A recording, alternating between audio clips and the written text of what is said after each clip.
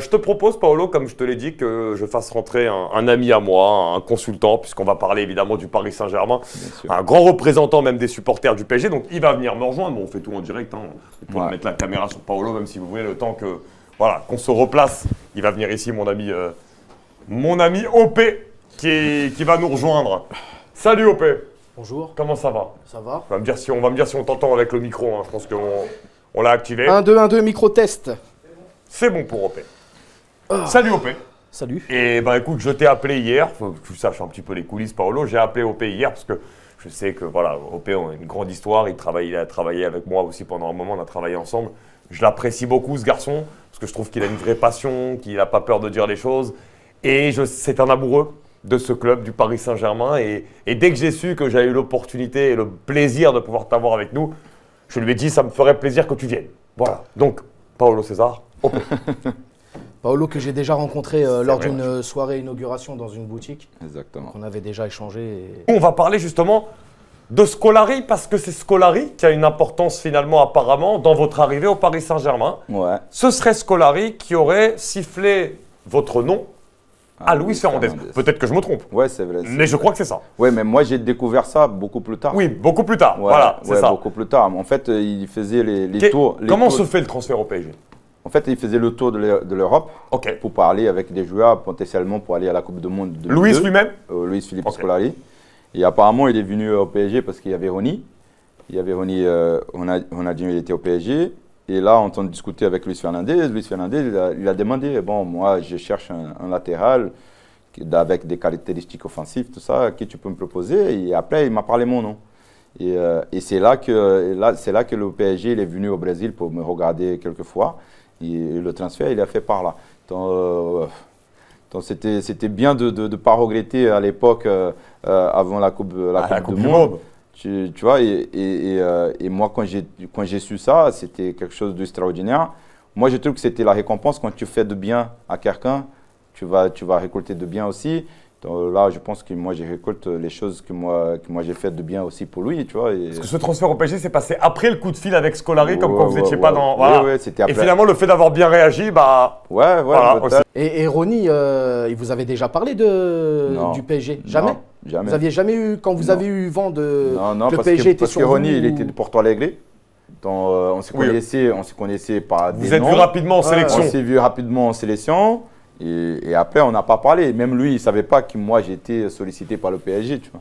Et même à l'époque, il y avait le PSG, il y avait la Juventus à l'époque. Et donc, moi, je ne savais pas qu'est-ce que moi j'allais faire avec mon agent. Et donc, moi, je parlais à personne pour voir, tu vois, pour donner des renseignements, tout ça. Donc, après, le PSG, il y a eu un bon offre qu'il a fait pour moi. Et voilà, je pensais que vous étiez venu plus tard dans le mercato, moi.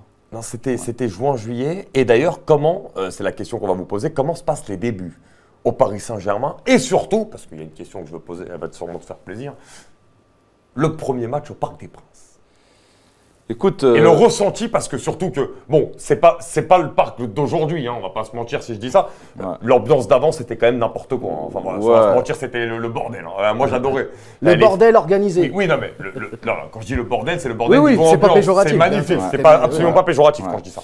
En fait, moi, je ne me rappelle pas de premier match au parc. Parce que ce qui a marqué ma vie au PSG, c'était le but contre Guingamp au parc.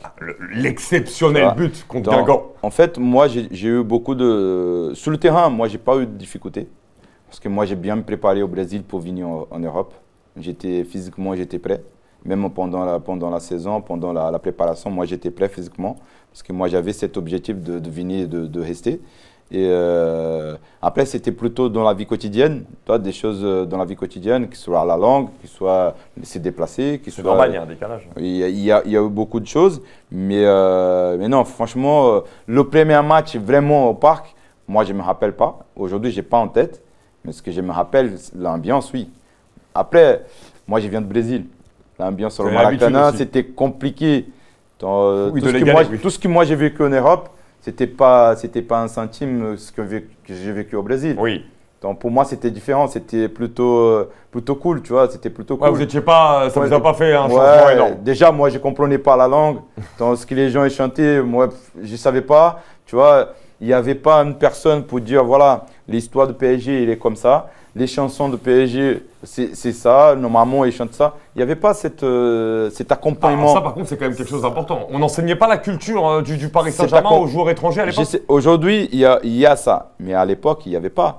Même à l'époque de Zlatan, il n'y avait pas ça aussi. Il n'y avait pas cet accompagnement de joueurs étrangers qui arrivent, tu vois. Et donc, moi j'ai eu un mec qui m'accompagnait juste pour choisir la maison, tout ça. Mais dès que moi, j'ai eu la voiture, j'ai eu la maison, ça y est, chacun fait sa vie. Ah, oui. Et pour revenir à ce qu'il disait Paolo, justement, ce fameux match contre Guingamp, 5-0, moi j'étais en tribune Paris, c'est quand même un soir particulier parce qu'on perd un des membres des Tigris, Kouli. Ce soir-là, il y a un hommage. D'ailleurs, j'en profite pour rendre hommage à un supporter qui nous a quittés la semaine dernière, Polo. Polo qui était un ultra et un fervent supporter depuis de nombreuses années. Donc voilà, mes pensées à la famille, à ses proches. Également. Et c'était important. Et donc je reviens sur ce soir-là, où c'est l'hommage à Kouli, justement. Et très bel hommage. Et ils l'ont sublimé par cette victoire et ce magnifique but. Sombrero. Pétard de l'extérieur, lucarne posé. Il met un doublé aussi, faut le dire. Bah oui. Il marque le premier à la 11e et le dernier, je crois. Ouais, il y a José aussi qui met un doublé à Lozio. Et Cardetti qui marque. Magnifique, bel hommage, mais c'est ramené une encyclopédie là. C'est extraordinaire. Et en plus je suis en tribune Paris, tu vois. Un vrai souvenir. Je vois ça et non, moi les souvenirs que j'ai de Paolo, c'est l'abnégation, le travail. Il a jamais triché et c'est pas parce qu'il est là que je le dis. Non, mais c'est pour ça qu'il est dans les mémoires et dans les cœurs de beaucoup de Parisiens. C'est un joueur qui a toujours tout donné. Gros bagage technique aussi. À l'époque, c'était rare d'avoir. Vous savez que les Brésiliens étaient. Au Brésil, à l'époque, on comparait Paulo César, des fois, même quand il était jeune, à Roberto Carlos. C'est vrai. Et la polyvalence, parce que latéral, milieu. D'ailleurs, Louis, si vous utilisez un peu. Parce que quand je suis arrivé à Paris, il y avait Cristobal. C'est vrai. Et il y avait une autorité avec Luis Fernandez.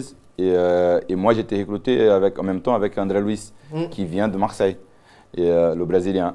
Et là, il n'a pas bien s'adapté. Et lui, il m'a basculé au milieu de terrain. Et moi, j'ai vécu presque toute ma carrière au milieu de terrain. Et c'est là que moi, je deviens milieu de terrain en France. Et c'est ça qu'on a aimé tout de suite. C'est vraiment le travail, jamais tricher, surtout porter vers l'avant. Dès qu'il avait le ballon devant, ça joue devant. Et voilà, et c'est ce qui fait qu'aujourd'hui, il est dans les mémoires de tous les Parisiens, quoi. Vous ressentez cet amour pour les supporters? Parce que c'est vrai que moi, quand je discute, que ce soit avec Opé, comme j'ai pu discuter avec beaucoup d'autres, Paulo César, ça reste. Franchement, ça, c'est la meilleure de la récompense, c'est ça. C'est pas l'argent, c'est pas… Mais quand tu sors de ton lieu de travail, Bon, là, moi, j'ai arrêté ma carrière, ça fait quand même presque 10 ans, plus de 10 ans. Et quand tu vois des gens qui parlent de toi en tant que joueur, et cette appréciation-là, il n'y a pas de prix. Il n'y a pas de prix. Ça veut dire que c'est la récompense, comme moi je disais, c'est la récompense d'aller arriver en équipe nationale.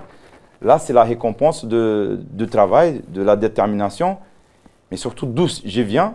Et aujourd'hui, la confirmation, tu vois, c'est quand même quelque chose ça me touche énormément. Ça me touche énormément. Moi, je suis amoureux de Paris. Je suis un Parisien. C'est pour ça que moi, j'ai tatoué le Tour Eiffel dans mon dos. Et vous êtes encore là, dans tous les cas. Et c'est pour ça que moi, j'ai choisi cette ville pour vivre avec mes familles et mes enfants. Donc, en fait, moi, j'ai tombé amoureux de Paris. J'ai tombé amoureux. Oui, certes, moi, j'ai eu des choses… Tatouage de la Tour Eiffel dans le dos, c'est quelque chose. Oui, moi, ça montre l'amour. Des choses que moi, j'ai fait sur le terrain, bien sûr, que des choses positives, des choses négatives. Mais ce qui reste, ce qui ça a marqué quand même énormément, c'est déjà ces matchs-là. Mais quand même, c'est ma carrière que moi j'ai passé. Monaco aussi, il est pas mal. Monaco. Ah oui. Et après, Monaco, c'est. Moi, je trouve qu'il est. Parce que contre Guingamp, c'était l'instinct. C'était l'instinct. Là, tu viens, tu utilises ton talent, c'était l'instinct. Et franchement, le but comme Monaco en confond, c'était le travail. Et c'est là, c'était Guy Lacombe. C'était travailler à l'entraînement. Guy Lacombe, en fait, c'est lui qui m'a découvert ces types de confronts-là. En fait, il y avait le boot normal, il a mis un boot mobile devant, de la même taille. Et moi, j'étais obligé d'être là 16,50 sur la ligne de la surface et qu'il faut que moi, je passe le ballon sur le boot normal. C'était très chaud, très compliqué. Et moi, je me rappelle que la première fois, j'ai passé, je pense que j'ai fait au moins 50 coups pour faire ça. Et quand j'ai commencé à apprendre, et moi, c'est le travail. Là, le boot contre Monaco, pour moi, c'est le meilleur, c'est le boot le plus beau que moi j'ai fait, parce que c'était un coup franc. Et voilà, c'était compliqué, c'était chaud, c'était loin. Mais c'est le travail. Là, c'était vraiment le travail. D'ailleurs, c'est la saison où parce que vous vous blessez à Paris, je crois. C'est la deuxième saison, non? Ouais. La deuxième saison. Après, il y a un prêt. Ouais, Tourne au après, Brésil. moi, j'ai Votre relation avec lui, c'est quand même un entraîneur mythique du Paris Saint-Germain. Ouais. C'est lui aussi qui a opté pour votre venue. Comment était votre relation avec Luis? Après, au début, ça va, c'était bien. Ok. Après, au début, c'était bien. Ça veut dire que. Et ouais, après, il y a eu un moment qui, par rapport au ego de lui, de Ronaldinho, ils ont mélangé dans ces histoires-là. Et moi, c'est là le moment que je n'ai pas apprécié. En fait, je ne sais pas comment c'est passé, si c'est vrai ou pas, mais moi, je me rappelle que j'arrive en séance d'entraînement et Ronny, il m'appelle, il me dit « Ouais, il y a Luis Fernandez qui parle de toi dans le journal. » Je dis « Mais moi, qu'est-ce que moi j'ai fait? Moi, j'ai rien fait. » Là, il parle de toi parce que la relation qu'on a entre les deux. Donc, en fait, je ne sais pas si Luis il pensait que moi, je faisais quelque chose avec Ronny ou quoi. Donc, et là, j'ai eu un peu de tension avec lui. Aujourd'hui, je ne sais pas si moi, j'ai eu la bonne réaction ou pas. Parce que moi, je ne sais pas, moi, j'ai écouté juste un côté, je n'ai pas écouté l'autre. Donc ça, c'était ma problématique. Moi, je pense que c'était mon erreur à l'époque. Mais après, dès qu'il s'est passé ça, la relation, elle était très bien. Mais ce que je trouve dommage, c'est que là, on avait un très bon groupe. Mais on n'était pas soudés. On n'était pas soudés. Déjà, cette relation-là, Ronny et Luis Fernandez, c'était le ego qui parlait. C'est cette relation qui a un peu divisé le vestiaire, c'est ce que tu avais l'impression toi aussi en tant C'était que les supporter. égos qui parlaient. Après, on avait d'un côté les Français, de l'autre côté les Argentins. Au milieu, on avait les Africains, Marocains, les Brésiliens. Donc, en fait, je pense qu'au final, tout le monde y sort perdant parce qu'on ne gagne rien. Et on avait la possibilité de gagner quelque chose ensemble. Et on avait la possibilité d'être plus performants ensemble. Donc moi, je pense que l'ego, il a parlé plus fort que la performance. Et là, moi, je trouve qu'on n'était pas pour le PSG. Il était chacun pour soi. Ouais, à l'époque, on a Luis Fernandez. Bon, c'est une légende et tout, donc le respect est obligatoire. On le respecte toujours. Mais on a un Luis Fernandez qui, je pense, qui voulait être la star de l'équipe, qui voulait trop être... qui voulait vraiment montrer que c'était le taulier. Oui, c'est le coach, c'est le taulier. Mais ouais, la pédagogie aussi, il faut. Je pense sincèrement que cette saison-là, les deux, en l'occurrence, Luis Fernandez, il aurait fait un travail sur lui-même, un peu plus de pédagogie avec Ronny. Jamais on finit 11e. Je pense que Polo, il ne va pas me contredire. Ouais, bien sûr. On finit pas 11e. Il y a aussi un 16e de finale contre Boavista. Qu'est-ce qu'il y a? Moi, j'étais blessé ce match-là. Oui. J'étais blessé ce match. Tu sais que moi, je blesse à la veille du match. La veille du match, à l'entraînement. Ouais, mais l'entraînement, il était fini. En fait, l'entraînement, il est fini. Moi, je vais entrer dans le tunnel, sur le terrain. Il y a un ballon qui arrive. Je ne sais pas qui m'appelle derrière. Paulo, attention le ballon. Et moi, j'ai fait un talonnade juste pour que le ballon reste sur le terrain pour descendre. Moi, j'ai fait la talonnade et moi, j'ai un déchirure sur la cuisse. Aïe. Donc, moi, je descends l'escalier. Bon, moi, je sens mal. Le lendemain, moi, j'ai fait des straps pour jouer. Et après, malheureusement, on prend un bout là avec les Tizi qui met le ballon au sol, que le joueur il vient. C'était dommage qu'on prenne le bout comme ça. Mais c'était une belle histoire qui a arrêté là. Hein. C'était vraiment dommage. Hein. Pendant ton passage au PSG, avant de parler, parce que tu t'imagines bien qu'on va parler de la grande star Ronaldinho, mais juste avant, il y a quand même des joueurs, et notamment une grosse défense, avec Gabi Heinze et Pochettino. Ouais. Est-ce que tu te rappelles de eux et quelle a été ta relation avec eux aussi? En plus, j'imagine que tu étais souvent en contact avec eux parce que même quand tu joues au milieu de terrain, tu étais plus milieu défensif aussi à l'époque. Exactement. Tu es proche d'eux quand même. Ouais, c'est vraiment les centraux et bon, Heinze pouvait jouer à gauche aussi. Ouais. Et c'était quoi leur impact dans l'équipe? Des vrais joueurs de caractère. Pochettino, déjà ils étaient très complémentaires. Déjà, c'est ça. Parce que Gabriel Heinze, c'était le mec qui allait dans les duels. Il n'était pas grand, mais lui, il était costaud dans les duels. Tout ça, il avait un caractère énorme. Et Pochettino, il avait la lecture de jeu. L'intelligence. Ouais, il avait la lecture de jeu, il anticipait bien, il taclait super bien. C'était un geste défensif, technique défensive qu'il a fait super bien. Il n'était pas à l'aise techniquement. Moi, je me rappelle très bien. Pochettino, techniquement, moi, je ne peux pas dire qu'il est nul, mais il n'était pas à l'aise. Il n'était pas comme les autres. Mais Gabriel Heinze, il cochait tous les cases. Il cochait tous les cases au niveau de travail, au niveau des rigueurs. Ça, moi, je me rappelle que le premier footing que moi j'ai fait avec Gabriel Heinze, moi, et c'était, je ne sais pas si c'était un jeune, mais lui, il est parti comme un fusil sur la première minute.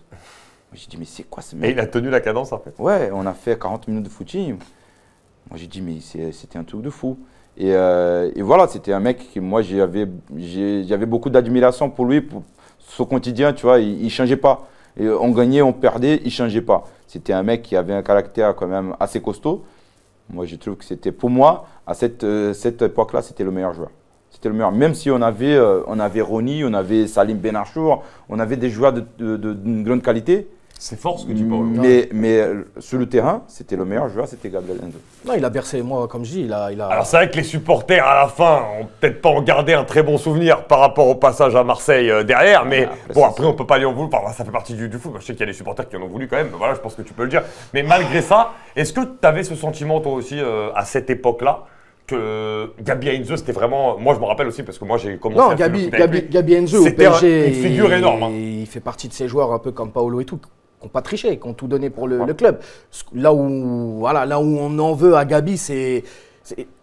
Je pense qu'il avait énormément de clubs qui se proposaient à lui. Oui. Il va à Marseille, c'est là qu'il... Tu vois, il ne fait pas PSG Marseille direct, hein. Il ne le fait pas direct. Hein. Mais voilà, c'est une histoire comme quoi il s'est proposé au PSG, le PSG a dit non, et puis... derrière. Après, je sais pas. Moi, ça, c'est les bruits de couloir. Moi, je comprends ce qu'il parle, c'est vraiment le supporter qui parle, c'est tout à fait normal. C'est vrai que peut-être il pouvait faire un autre choix, mais comme c'est une autre origine, il vient d'autres pays, il n'a pas la même culture que toi, tu attends d'un Français. Mais Paolo, il a fait les classicos, il a joué. Tu connais. Mais tu connais, mais c'est pas la même chose. C'est pas la même chose, tu vois. C'est la même chose que tu dis, Paolo. Moi, j'ai fait Flaflou. Hein. J'ai fait Flaflou. J'ai fait Flaflou à Flamengo. J'ai fait Flaflou à Fluminense. Et en tout début de carrière en plus. Ouais. Et en fait, c'était la transition où vous êtes professionnel. Voilà, moi je ne défends pas lui, hein, c'est pas une question de défendre. J'ai compris. C'est juste une façon. Peut-être que lui, dans sa culture, dans sa mentalité, il ne faisait pas attention à ça. Lui, il y va pour jouer au football. Exactement, exactement. Il nous a brisé le cœur, Paolo. Il nous a brisé le cœur. Et surtout, c'était pas le premier, c'est pas le dernier. Ouais, oui, on a eu lui, on a eu le jeune là, Sana. DU. Il y a l'époque, il y a DU, il y a Sana, il y a Modeste Mbappé. Modeste Mbappé, tu vois, c'est. Ouais, bien sûr. Et Fabrice Fiorez. Fiorez aussi. Voilà, qu'on n'a pas dit. Et d'ailleurs, après, ça n'a pas empêché que quand le PSG, parce qu'à cette époque-là, Marseille était quand même plus gros. Le Roi. Ouais. Marseille était plus gros à ce moment-là que le PSG. À l'époque où le PSG est devenu plus gros que Marseille derrière, il y a eu la Sanadjira, il y en a qui ont fait le sens inverse aussi. Hein. Non, mais moi qui... Non, après, tu ne me parles pas des gros et des... Non, il y a deux grands sur le PSG et sur la France. Il n'y a pas les plus... Non, je dis qu'à ce moment-là, Paolo... Tu vas nous l'énerver. À ce moment-là, Paolo, c'est Marseille qui joue les premières places, on va pas se mentir, c'est la vérité. Ouais. Et après 2012, c'est le PSG qui est devant. Donc c'est aussi quand il y a des clubs qui sont plus en Ligue des Champions, des joueurs sont peut-être plus attirés par ça des fois, et voilà. Même si je le comprends. Non, mais pour revenir, c'est exactement c'est la mémoire qu'on a de Paolo. Moi, quand il arrive, je suis dans ma jeune vie d'adulte. Je commence à avoir la vingtaine et tout, tu vois. Donc c'est là où tu vas. T'es à fond dedans. Tu prends ton écharpe, tu vas au parc tout seul, RER. T'essayes d'esquiver un petit peu, parce que c'est un peu chaud à l'époque quand même, faut le dire. Aujourd'hui, tu peux aller en famille et tout. À l'époque. Ah non, à l'époque, tu pouvais pas aller en famille, ça c'était compliqué et tout. C'était chaud. Mais non, c'est ce qui rendait aussi l'atmosphère. Super joueur. Ouais, moi je peux dire trop bon souvenir. Et puis voilà, il nous a régalé. Surtout le but, fallait le vivre. Ah ouais, celui-là. Oh là là, quand il était au stade, c'est magnifique quand même. En fait, ce soir-là, c'était, comme on l'a dit, il y avait c'était un tout et. Puis c'est un 5-0 quoi. En plus c'est le Guingamp de Malouda, Drogba. Exactement. Donc voilà. On va parler Paolo. Évidemment, je vais parler de Ronaldinho parce qu'en plus, comme tu l'as très bien dit il y a quelques minutes, vous étiez vraiment. Ouais, on était très proches. Très proches. José non. José un petit peu aussi non. Ouais, un petit peu, mais moi et Ronny on était très proches. Vraiment, le binôme, c'était facile de suivre Ronny à l'entraînement? Non, attends. On était très proches, mais pas dans la nuit. Non, j'ai parlé d'entraînement. Ouais. Moi, je parle pas du hors-terrain, même s'il y a une anecdote, vous allez sûrement nous en parler. Mais moi, voilà, moi, je parle vraiment de l'entraînement. À l'entraînement, tout le temps avec lui, comment il était? Parce que moi, je veux vraiment savoir comment est un génie et quand on est très proche de lui, qu'est-ce qu'il vous dit dans sa manière de fonctionner? Comment il était, Ronaldinho? En fait, Ronny, il s'est fait gérer par sa famille. Tu vois, il faisait se gérer par sa famille. Sa sœur qui s'occupait de tout ce qui est prince. Il y a son frère qui s'occupait de tout ce qui passe derrière. Il y avait un prépar physique aussi. Son frère qui a déjà porté le maillot du PSG lors d'un match amical en 94 contre le Brésil. C'est vrai. Qui a joué à Montpellier aussi. Ouais. Donc lui, il s'occupait de tout. C'était un match amical. Ronnie, c'était vraiment protégé de la famille. Tu vois. Donc moi, j'avais une très bonne relation avec lui parce qu'on faisait le mise-au-vert ensemble. Et tous les dimanches, un dimanche c'est chez moi et un dimanche c'est chez lui, on faisait des barbecues à la brésilienne. Et après, sur le quotidien, Ronnie, moi, je ne me rappelle pas que lui, il arrivait en retard. Franchement, il était toujours à l'heure. Il était sérieux? Il était sérieux, toujours à l'heure. Après, lui, il ne s'entraînait pas beaucoup, ça c'est sûr. Il ne s'entraînait pas beaucoup parce qu'à chaque fois, il y avait des problèmes avec Luis Fernandez, s'il allait jouer, s'il n'allait pas jouer. Mais en contrepartie, Luis ne s'entraînait pas beaucoup le matin. Il rentrait chez lui, il reposait. Vers 17 h, il y avait un prépar physique de lui, il s'entraînait là-bas. Donc, moins il s'entraînait dans la semaine avec le PSG, plus il allait jouer parce que Luis Fernandez, il disait, comme lui, il n'a pas s'entraîné, moi je vais mettre en match, lui, il va se faire, tu vois, il va se faire voir. Donc, comme lui, il s'entraînait à la maison, il avait le talent, et puis quand... il était prêt. Donc, à chaque fois qu'il s'entraînait moins dans la semaine que Luis Fernandez faisait jouer, il disait pour moi, ouais, tu vas voir, il me fait jouer aujourd'hui parce que moi, je ne m'entraînais pas bien cette semaine. Je pense que c'est énorme. Ça. Et là, il va se faire voir. En plus, et là, c'était ça. En plus, il a un statut de superstar parce que quand Paolo il arrive, il est champion du monde, monde, ballon d'or. Ouais. C'est le Ronnie. Il sort de ce but exceptionnel contre l'Angleterre en quart de finale de Coupe du Monde aussi. Ouais. Donc, en fait, moi, ce que j'ai vécu avec lui dans le quotidien, c'était un joueur spectacle. À l'entraînement aussi? Oui, même plus dans l'entraînement qu'au match. J'imagine. Donc, moi, je me rappelle qu'on avait un salle à peu près de cette taille-là pour s'activer avant d'aller en séance d'entraînement. Lui, il y avait tous les types de ballons, des grands, des petits, des ballons de tennis. Il prenait tous les ballons pour jongler, tous les ballons pour faire des gestes, tous les ballons. Et après, il me disait, moi j'ai préparé un geste, tu me donnes le ballon et tu pars. Et moi, je vais essayer pendant les séances d'entraînement, pendant les matchs. Et c'est là qu'il a essayé le geste. Quand tu donnes le ballon, il fait contrôle pied droit, le ballon il monte, il fait un passement de jambe, il fait talonnade vers l'arrière. C'est ce moment-là qu'il a créé cette passe-là.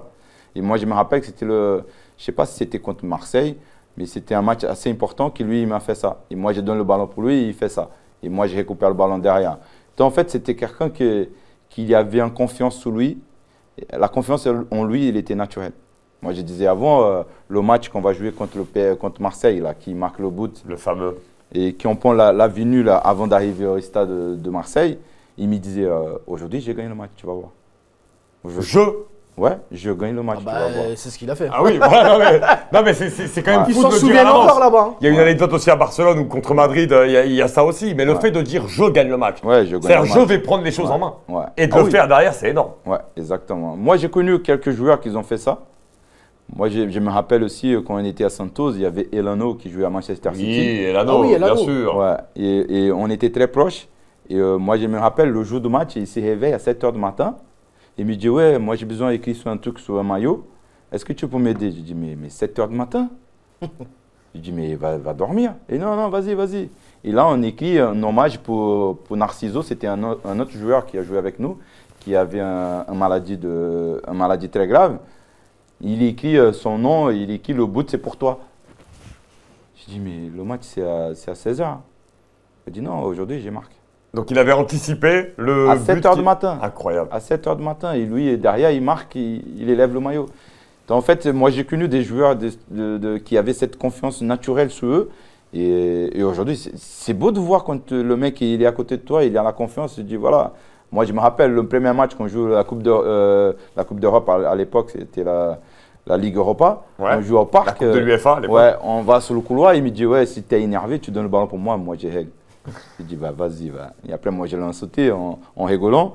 Mais c'était ça, c'était naturel pour lui. C'était la confiance, la responsabilité de jouer, de porter sur le numéro 10, de jouer sur des grands matchs, c'était pour lui. Ronaldinho, incroyable, évidemment. Et d'ailleurs, même pour moi, je le dis souvent, le meilleur joueur du monde, balle au pied, à son prime, pour moi, il n'y avait pas meilleur. Ouais. Après, c'est mon avis, peut-être je me trompe. Non, mais après, moi, je trouve qu'à son top niveau, même Messi et tout ça, ils sont en dessous. Ronaldinho, voilà, moi j'ai un vision. Le plus beau à avoir joué. Ouais, j'ai un vision un peu différente de foot. Tu vois. C'est pour ça, oui. Après, si tu as vraiment cette regard de spectacle, de voir des belles choses. De voir des belles choses, parce qu'à Paris, il a fait aussi des belles choses. Magnifique. La différence entre lui, entre Paris et Barça, c'est qu'à Barça, il était très efficace. Ah bah oui. Il faisait des sombrieux, il faisait des petits points derrière, il marquait des buts. Et ils avaient compris qu'il fallait le laisser faire comme il avait envie de faire. Et lui, il était très efficace, tu vois. À Paris, il était pas aussi efficace comme il était à Mais Barça. parce qu'il était moins en confiance. vois. aussi Non, et avec puis son il y avait coach, les conflits, il y et, avait voilà. le conflit, c'était Et, conflictuel. alors avec, que là-bas, c'est Franck Rijkaard lui donne vraiment les clés Ah oui, à oui, l'époque. oui. Non, après, voilà. si tu es un supporter, que tu veux voir vraiment des spectacles, vraiment des dribbles, là, oui, là, c'est lui. C'est limite, Après, Rijkaard, tu vois, il a dit c'est, sort le soir. C'est ça. En fait, c'est la vision de chacun qui tu vas choisir. Tel joueur, c'est le meilleur pour moi, tel joueur, c'est un autre. C'est la vision de chacun. Et après, il y a cette blessure. Il y a ce passage à Santos. Voilà, peut-être c'est avant la blessure. Hein. La blessure, c'est quand tu reviens au PSG, c'est ça? Ouais, en 2006 après. Voilà. Ouais. Donc il y a ce passage à Santos. Comment tu le vis quand tu es prêté du PSG, quand tu es prêté par le PSG? Ça t'agace un peu? Non, parce que c'était aussi nécessaire? C'était une volonté de moi aussi. De ta part? Ouais, c'était une volonté de moi parce que moi, la langue française, elle était très compliquée. Ouais. Moi, j'ai pas L'adaptation à la ville. J'avais ma petite fille très jeune. Saison, elle a été dure. Ma famille aussi, ma femme, elle était aussi très restreinte par rapport au déplacement, tout ça, par rapport à la langue. Donc, c'était un envie de ma part d'aller partir. Mais moi, j'ai regretté. Hein. À 6 mois que j'étais là-bas, j'ai regretté. Puis, bon, bref. Pourtant, le prêt se passe bien. Ouais, ça se passe bien parce qu'on était champion. Voilà. Moi, je viens d'une équipe quand même costaud, qui avait des super joueurs. Il y en a un en particulier. Ouais, alors, on parle d'Elano, mais il y a surtout un petit jeune qui rentre bien en ce moment-là, Robinho. Ouais, Robinho. Il y avait même Alex, le défenseur qui a joué à Paris. Oui, le tank. Ouais. Ah oui, Alex. Ah oui. Ouais. On avait une superbe équipe. À Chelsea. Chelsea, Ouais, c'est ça. on avait une superbe équipe. On a perdu 3 matchs à la maison pendant toute l'année. Donc, c'est quand même extraordinaire. Et moi, je viens et je tape champion de Brésil. Donc, ça, c'était quand même extraordinaire. Même si moi, sous le quotidien là-bas, c'est très compliqué. Les supporters, tout ça, il y avait cette atmosphère très, très chaude là-bas. Mais j'ai regretté parce que moi, même si moi j'avais encore de contrat au PSG, c'était quelque chose qui s'accoupait, tu vois. Ça coupait et moi, je mettais dans ma tête, oui, moi quand je reviens au PSG, moi je bouge plus. Je bouge plus et malheureusement, quand je reviens, après c'était Vaïd le coach. C'est là où ça a été un petit peu plus compliqué. Ouais. Il y a 2 saisons, tu es plutôt remplaçant. Ah oui, franchement. Vaïd, c'est un peu dans la même lignée que les Luis Fernandez et tout. T'en gardes un mauvais souvenir, toi, en tant que supporter du Non, PSG? c'est pas ça. C'est que je pense que, comme je disais tout à l'heure à Paolo en off, quand on parlait, Il a ses têtes. il était autoritaire. Vaïd, Luis Fernandez, il commençait à avoir des joueurs de, je ne vais pas dire de nouvelle génération, mais des joueurs on commençait à se tourner vers la modernité dans la manière de penser, etc. et tout.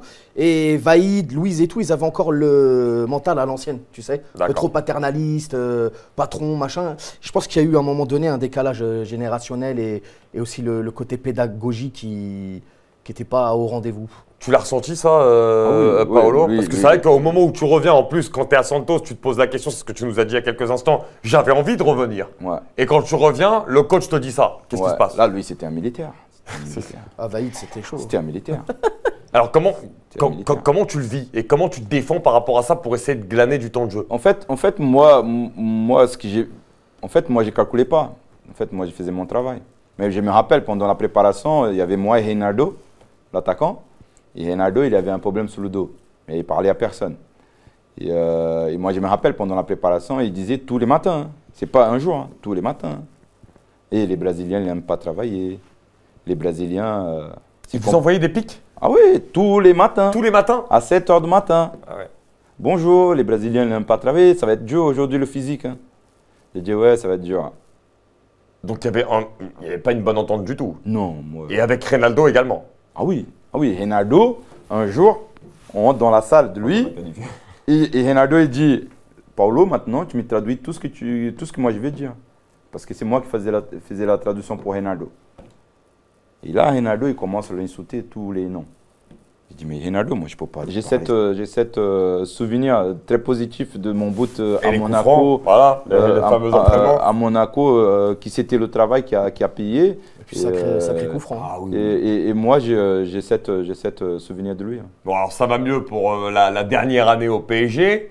Dans la dernière année au PSG d'ailleurs, juste avant de parler de Toulouse, et on terminera là-dessus, ça fait quand même un peu long, mais bon, on ne voit pas le temps passer. Hein. On kiffe. Tu te rends compte, ça fait 1 heure déjà. Ouais. Tu vois, j'avais pas l'impression, moi perso. Du coup, alors, il y a quand même Paoletta. Ouais. Et Paoletta, pour le Paris Saint-Germain et pour mon cher ami, ça reste encore aujourd'hui peut-être la plus grosse légende du PSG pour certains. Ouais. C'est comment avec Paoletta? Ouais, c'était très bien. Hein. Comment il est, Paoletta? À l'entraînement, C'est un attaquant. L'attaquant, il est égoïste. Et tu vois, sur le terrain, il était égoïste. Moi, je me rappelle. Il avait raison de l'être, hein, finalement, peut-être. Après, moi, je me rappelle quand un jour, on a gagné un match 3-0, il était énervé, il n'a pas marqué. Ok. Il était énervé. Après, c'était les exigences qu'il lui il mettait sur lui-même. C'est ça. Et après, il transmettait aussi pour les autres joueurs quand il n'avait pas le ballon, tu vois. Mais après, c'était un super joueur. C'était en séance d'entraînement, c'était le mec qui arrive le premier. C'était le mec qui s'étirait plus que tout le monde. Il avait une souplesse de étirements, c'était un truc de fou. Et après, il était joyeux. Après, bien sûr, quand tu arrives dans un match, et voilà, c'était pour l'État, c'était le star de l'équipe. Voilà, lui, il faut qu'il marque des buts, tu vois. Il était là pour marquer des buts. Donc, quand il ne marquait pas, il s'est fâché. Mais après, franchement, avec moi, c'est très bien passé. Moi, j'ai joué aussi en 10 et lui… ouais, parce que vous avez même fini. Ouais. Tu vois la polyvalence Ouais, j'ai joué en Ah 10 et lui, il a joué devant. Moi, je me rappelle le match contre Lyon, on joue les champions là. Ah ouais, le fameux Lyon. Qui ont perdu 2-1, et moi j'ai marqué le but de penalty. Moi j'ai joué en 10. En Coupe de la Ligue. Ouais, je sais pas si c'est… Ouais, si, c'est en Coupe de la Ligue, je me suis renseigné, je sais que tu marques le but justement. Ouais, de penalty, ouais. Et moi j'ai joué en 10 avec lui. Non, c'est très bien passé. Hein. Lui, il avait beaucoup plus d'affinité avec Reynaldo. Ok. Avec Reynaldo, ils étaient vraiment très complices. Ils s'entendaient très bien. Reynaldo qui était son remplaçant en plus ouais, à ce moment-là. Mais franchement, pas de soucis particuliers. Oh non, moi de toute façon, je ne voulais pas parler de soucis, uniquement de bonnes choses. Ça reste quand même un très très grand joueur qui a marqué l'histoire du club. Hein. Ça c'est une certitude. OP, peut-être un petit mot sur le PSG ou non, moi j'écoute. Oui, j'ai remarqué tout à l'heure que tu étais dans ça. Parce que nous, on est spectateurs en fait. Nous, on est derrière on n'est pas dans les coulisses. Mais c'est pour ça que c'est hyper important pour nous. Là, la vérité, je pense qu'on en apprend énormément dans cet entretien. Donc, c'est un vrai plaisir. Je te remercie encore, vraiment du fond du cœur.